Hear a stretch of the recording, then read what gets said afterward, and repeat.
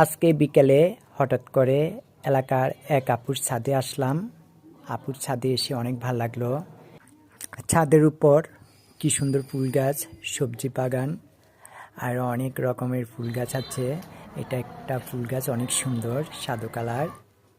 হলুদ গাছ, অনেক সুন্দর একটা হলুদ গাছ, কাঁচা হলুদ হবে। এটা একটা ফুল গাছ, ক্যাকটাস। এটা একটা গাছ, অনেক সুন্দর এই গাছটা। এটা রক্তজবা, অনেক সুন্দর একটা ফুল। আরও আছে বলে পুদিনা পাতা। এই পুদিনা পাতা বাজারে অনেক দাম, আপু ছাদে লাগাইছে।